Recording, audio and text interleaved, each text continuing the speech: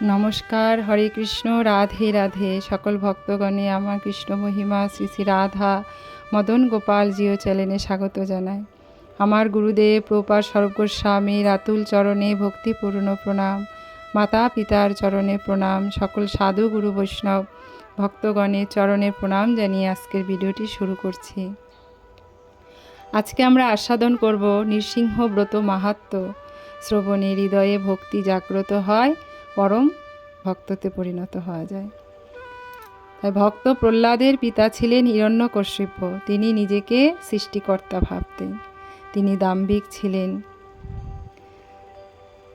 তিনি বিষ্ণু বিমুখ ছিলেন, আর তার পুত্র ছিল বিষ্ণুপরায়ণ ভক্ত। হিরণ্যকশিপু অমর হওয়ার জন্য ব্রহ্মার তপস্যা করেছিলেন।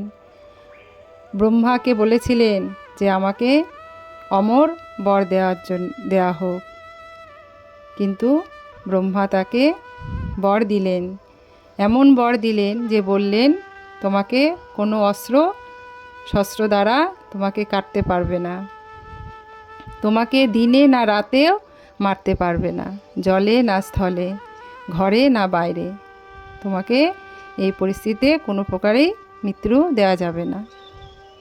এই বর পেয়ে তো খুব খুশি, আনন্দে হিরণ্যকশিপু তার ভবনে ফিরে আসলো। তারপর তার পুত্রের উপরে অত্যাচার আরও বেড়ে গেল, যেহেতু অমর হয়ে যাচ্ছে, মৃত্যু হবে না, কত কিছু তার মারতেই পারবে না। প্রহ্লাদকে বিষ দেয়া হলো, তাকে সর্প দ্বারা মারতে চেয়েছিল, তাকে হোলিকা দিয়ে অগ্নিতে দগ্ধ করতে চেয়েছিল, হাতির পদদলিত করার জন্য হাতির পায়ের কাছে রাখা হলো যাতে ও পদদলিত হয়ে হাতির পায়ের চাপে মৃত হয়। তার উপরে বিভিন্ন রকম অত্যাচার করতে লাগলো।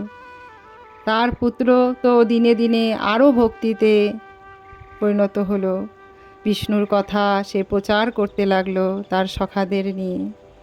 গুরুগৃহ বিষ্ণুর কথা বলতেন, এই দেখে হিরণ্যকশিপু খুব ক্রুদ্ধ হয়েছিলেন।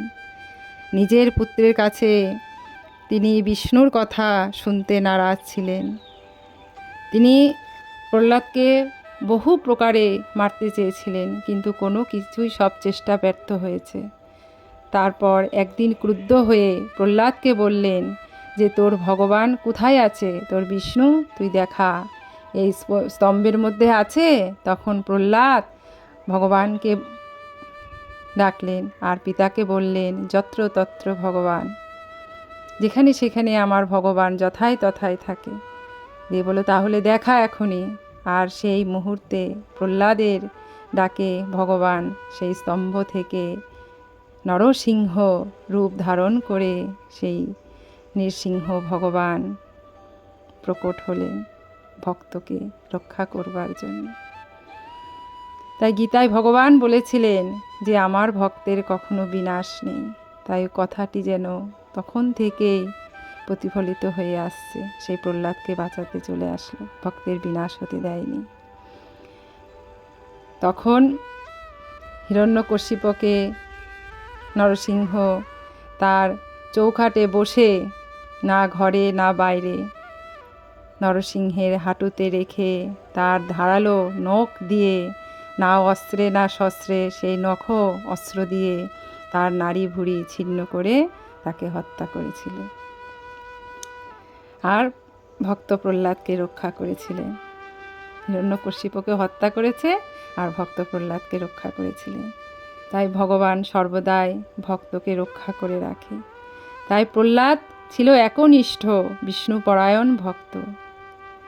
সে পিতার কথাও শুনতো না, সে সব সময় তার নারায়ণ বিষ্ণু নিয়েই সে সব সময় থাকতো, যে আমার বিষ্ণু আছে, আমাকে সে রক্ষা করবে। তার দৃঢ় নিষ্ঠার ভক্তির কাছে আজ এত বড় দৈত্য বিনাশ হলো।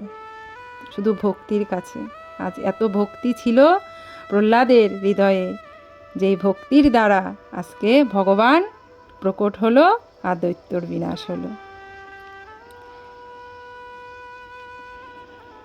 তাই এই ব্রত মাহাত্ম্য কথা, হিরণ্যকশিপু বধের কথা আর ভক্ত প্রহ্লাদের কথা শ্রবণে আমাদের মধ্যেও যে অসুরত্ব আমিত্ব ভাব আছে, সেই ভাব আমাদের সেই ভাব ভগবান যদি কৃপা করে সেই অশুভ ভাব সে বিনাশ করে আমাদের মধ্যে ভক্তি উদয় হয়, আর সেই উদয়ে আমরা ভক্ততে পরিণত হব। আমি তো অধমা, তাই আমার মধ্যেও প্রচুর কাম বাসনা কত কিছু রয়েছে। যদি ভগবান কৃপা করে সেইগুলোকে দূরীভূত করে দেয়, তার সেই রকমই অস্ত্র শস্ত্র দিয়ে যদি আমার হৃদয়েরও সব কিছু বিনাশ করে সেখানে যদি একটু ভক্তি জাগ্রত করে দেয়, তাহলে আমি সঠিক ভক্ত হতে পারবো। তাই আপনাদের সবার চরণে আমার একটাই নিবেদন, আপনারা সবাই কৃপা করবেন যেন আমি ভক্ত হতে পারি। তাই ভক্তি উদয় হলেই আমাদের মধ্যে ভক্তি জাগ্রত হয়, তখনই আমরা ভক্ততে পরিণত হতে পারবো। হরি বল, রাধে রাধে। আপনারা সবাই ভালো থাকবেন, হিরণ্যকশিপের কৃপায় সুস্থ থাকবেন। ভিডিওতে লাইক, শেয়ার, সাবস্ক্রাইব করবেন, কমেন্ট করবেন। যদি কোনো ভুল ত্রুটি হয়ে থাকে তাহলে অধমাকে ক্ষমা করে দেবেন। রাধে রাধে, হরি বল। জয় নৃসিংহ ভগবান কি জয়, জয় নৃসিংহ ভগবান কি জয়, জয় নৃসিংহ ভগবান কি জয়। ভক্ত প্রহ্লাদ মহারাজ কি জয়, ভক্ত প্রহ্লাদ মহারাজ কি জয়, ভক্ত প্রহ্লাদ মহারাজ কি জয়। হরি বল, রাধে রাধে।